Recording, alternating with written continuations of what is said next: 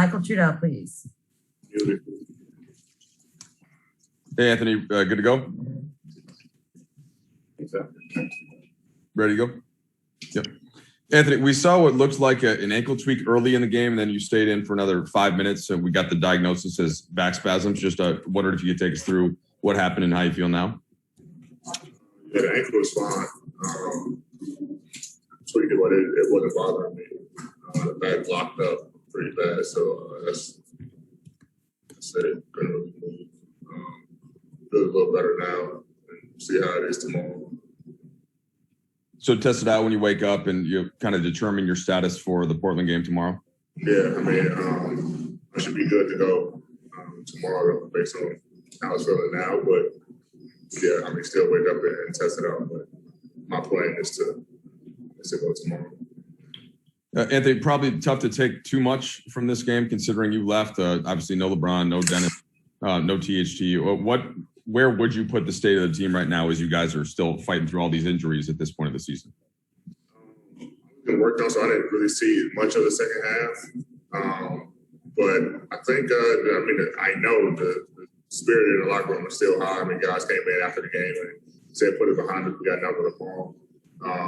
So guys are still great with their minds and their spirit about, the rest of the season and obviously we're fighting for a playoff spot, and tomorrow's probably the biggest game after these games. So, guys are still optimistic, and we're still fighting. And guys' spirits are still high. Okay, Dave McMenamin, please. AD, considering you just called tomorrow's game the biggest game, will that factor into your decision making as you evaluate the back tomorrow, even if it doesn't maybe feel 100%? Would you feel compelled because of the circumstances of the game to give it a go? Yeah, I mean, we do have a day off the next day.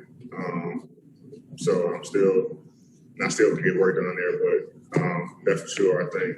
Add a little juice to playing tomorrow.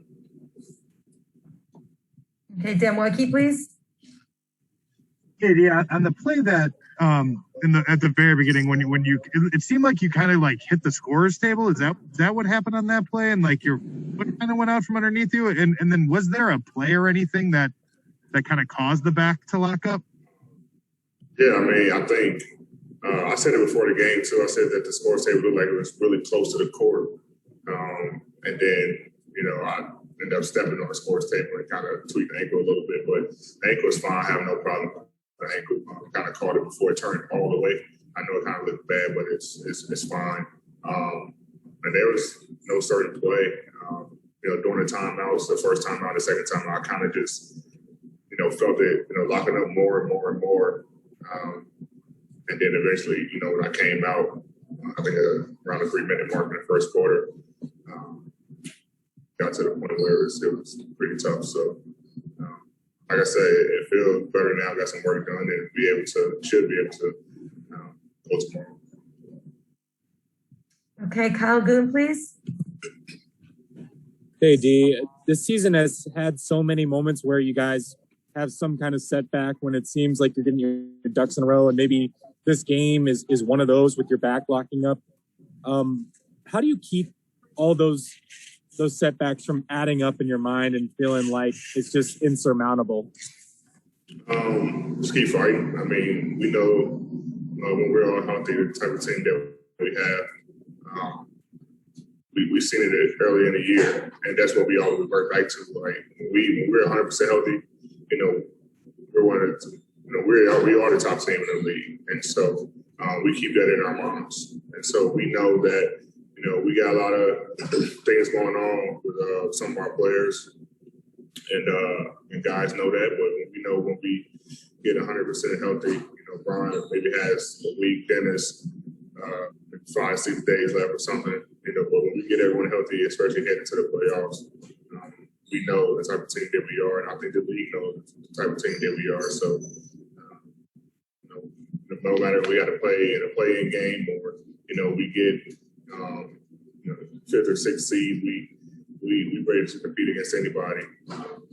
But our main focus we have to get 100% healthy. Okay, last two questions. Bill Oram, please. Hey, AD, I was going to ask you about that play-in. How do you view that possibility, and how important is it to you guys to stay out of it? What play? Oh, sorry, the play-in round, yeah, whatever it is. I mean, we don't look at it as something bad. We need a lot of games. We need games to get back accustomed to each other anyway. So, I mean, if it happens that way, it happens that way. Obviously we don't want to go that route, but if it happens, it happens. We're going to win games in the play-in and then get ready for whoever we play, first round and take care of business from there. So, we don't look at it, we look at it as game reps and a play-in, and if not, then we got, a little bit more practice time to get accustomed to each other. So either way, we're fine either way. Like I said, we know the type of team that we are. Last question, Mike Trudell.